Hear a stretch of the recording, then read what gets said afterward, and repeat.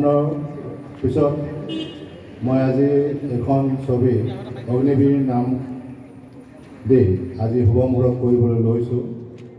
আৰু এই ছবিখনত যিসকল অভিনেতা অভিনেত্ৰীক অভিনয় কৰিব তেওঁলোকক মই আজি মঞ্চলৈ মাতি দিম।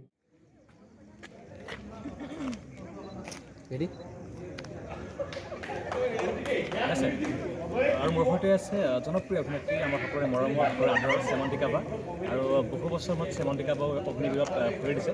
কি ক'বা আজি বহু বছৰৰ পিছত অগ্নিবীৰত মই ভৰি দিয়া নাই, বহু বছৰৰ পিছত মই আকৌ চিনেমা কৰিবলৈ আগবাঢ়ি আহিছোঁ। অগ্নিবীৰ বহু বছৰ মূৰত আপুনি প্ৰথম ছবি বুলি ক'ব লাগিব।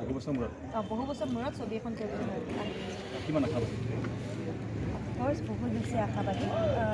যিহেতুকে বহুতখিনি গেপ হৈ গ'ল। থিয়েটাৰত আছিলোঁ, থিয়েটাৰত 8 বছৰ ৰখিলোঁ। তাৰ মাজত আকৌ ক'ভিডৰ প্ৰব্লেম হ'ল, ইটো হ'ল সিটো হ'ল, লগালগটো যিমান যি হ'লেও এটা গেপ হৈ গ'লে মানে গেপ হৈ যোৱা যায় ন, গতিকে তেনেকৈ গেপ হৈ গৈছিলে।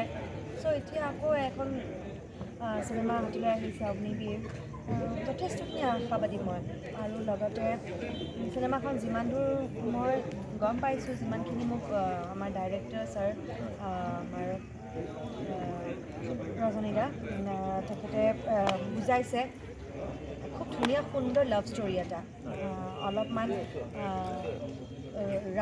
ৰাফ অকণমান মানে কিছুমান অলপমান দুখৰো আছে বা অলপমান হেৰিও আছে, একশ্যন টাইপৰো আছে, but mainly it's a complete love story. So' সেইকাৰণে অলপ মোৰ মনটো ভাল লাগি আছে আৰু যে বহুত নতুন ভাল চিনেমা কৰিবলৈ পাম। ৰজনাই মোক ইতিমধ্যে ক'লে যে আকাশ দাও বহু বছৰ মূৰত অভিনয় কৰিব নালাগে, তাক লৈ কি ক'ব? মোৰতো সঁচাকৈ খুব ভাল লাগিছে যে আকাশ দাৰ লগত বহুত দিনৰ পিছত আমি স্ক্ৰীণ শ্বেয়াৰ কৰিম। কাৰণ বহুত দিন হ'ল, বহুত বছৰ হৈ গ'ল। আকাশ দাৰ লগত মই লাষ্ট কি কাম কৰিছিলোঁ মোৰ মনত নাই। আৰু এটা সময়ত কণ্টিনিউৱাছ কাম কৰিছিলোঁ, ইটো প্ৰজেক্টৰ পিছত সিটো প্ৰজেক্ট আমি প্ৰায় একেলগে কাম কৰি আছিলোঁ।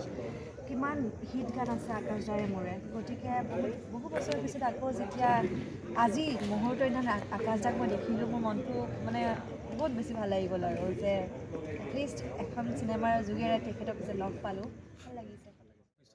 অগ্নিবীৰ লংকাকাণ্ডৰ অভূতপূৰ্ব সহায়ৰ পিছত অগ্নিবীৰ ৰজনী দা আছে। প্ৰথমতে বহুত শুভেচ্ছা জ্ঞাপন কৰিছোঁ। খুব এটা সুন্দৰ অনুষ্ঠান, সফল ৰূপায়ণ হৈ গ'ল। কি ক'ব আপুনি?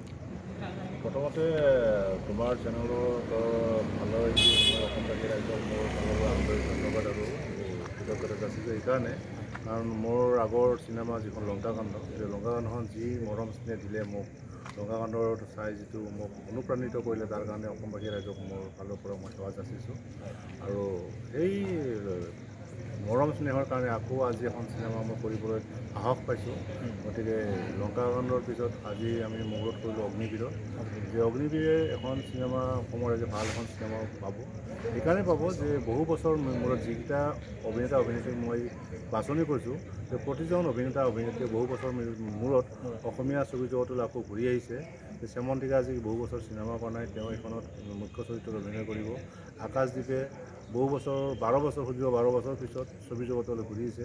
আকাশদ্বীপে এখন এটা ব্যতিক্ৰমী চৰিত্ৰত অভিনয় কৰিব, নয়ন নিৰ্মাণে কৰিব, আমাৰ হিৰণ্য দাসে কৰিব, অতুল বাচনে কৰিব, বাহাৰুল্লাই এটা ব্যতিক্ৰমী চৰিত্ৰত অভিনয় কৰিব, ভ্ৰান্তি মেধিয়ে এটা ব্যতিক্ৰম চৰিত্ৰত অভিনয় কৰিব। প্ৰতিজন অভিনেতা একোজন আমাৰ অসমীয়া চলচ্চিত্ৰ জগতে একোজন যোদ্ধা। গতিকে প্ৰতিজন যোদ্ধাক আজি নেক্সট আমাৰ অহা আমি দুৰ্গা পূজাত ছবিখন ৰিলিজ দিম বুলি আমি ভাবিছোঁ। গতিকে অসমৰ ৰাইজে অহা দুৰ্গা পূজাত প্ৰতিজন যোদ্ধাৰ একোটা ব্যতিক্ৰমী চৰিত্ৰত অভিনয় কৰা দেখা পাব অগ্নিবীৰৰ মাজেৰে। দৃশ্যগ্ৰহণৰ দিন নিৰ্ধাৰণ কৰা গৈছিলে কেতিয়া? মানে আমি অহা 17 মাৰ্চৰ পৰা আমি শ্বুটিঙৰ কাম আৰম্ভ কৰিম। 17 মাৰ্চৰ পৰা আমাৰ প্ৰথম ফাইটিঙৰ কাম আৰম্ভ হ'ব। আমাৰ চাউথৰ পৰা গ্ৰুপটো আমাৰ 15 তাৰিখে আহি পাব। তেওঁলোকে 17 মাৰ্চৰ পৰা আমাৰ দৃশ্যগ্ৰহণৰ কাম আৰম্ভ হ'ব। কাৰণ এইকাৰণে হ'ব, আমাক এটা ফাইট আছে, আমাৰ বালিচৰৰ ফাইট এটা আছে, ব্ৰহ্মপুত্ৰৰ বালিচৰৰ আমাৰ ফাইট এটা কৰিম। সেইকাৰণে আমি 17 মাৰ্চৰ পৰা প্ৰথম ফাইটৰ কাম আৰম্ভ কৰিম বুলি আমি মনস্থ কৰিছোঁ। উপস্থিত সমূহ ৰাইজক মোৰ আন্তৰিক অভিনন্দন আৰু মৰম যাচিছোঁ। আৰু আচলতে মোৰো খুব মনটো ভাল লাগিছে যে ইমান সুন্দৰকৈ চিন্তা কৰা চিনেমা এখনত যে মই এটা ভাগ হ'বলৈ সুযোগ পাইছোঁ। Thank you so much to Rajani da. তেওঁৰ লগত মই আগতে কেতিয়াও কাম কৰা নাই কিন্তু জানো যে তেখেতৰ কামবিলাক সদায় ভালদৰে কৰে বহুত বছৰ আগৰ পৰাই তেখেতে চিনেমা কৰি আছে তেখেতৰ নাম সদায় শুনি আহিছোঁ কিন্তু একেলগে কাম কৰাৰ সুযোগ পোৱা নাছিলোঁ আৰু বহুত বছৰ ময়ো একচুৱেলি চিনেমাৰ লগত জড়িত হৈ থকা নাছিলোঁ যদিও চিৰিয়েল কৰিছোঁ থিয়েটাৰত আছিলোঁ 8 বছৰ তাৰপিছত তাৰ মাজত বহুত গ্যাপ হৈ গ'ল এতিয়া আকৌ ঘূৰি চিনেমালৈ আহি পাইছোঁ তাৰ কাৰণে থেংক ইউ ছ' মাছ আৰু চেষ্টা কৰিম যে আজিৰ দৰ্শকে কেনেকৈ কিদৰে চিনেমা এখন চাই ভাল পায় সেইটো আমিও জানো যিহেতুকে আমি নিজেও বিভিন্ন ধৰণৰ চিনেমাবোৰ আমি চাই থাকোঁ নেটফ্লিক্সতে হওক বা যিকোনো OTT প্লেটফৰ্ম হওক বা ভাল চিনেমাগৃহতে হওক আমি চাওঁ বা ৰিচেণ্টলি আমাৰ এইখন যিখন ডক্টৰ বেজ বৰুৱা 2 সেইখনো যথেষ্ট ভাল হৈছে গতিকে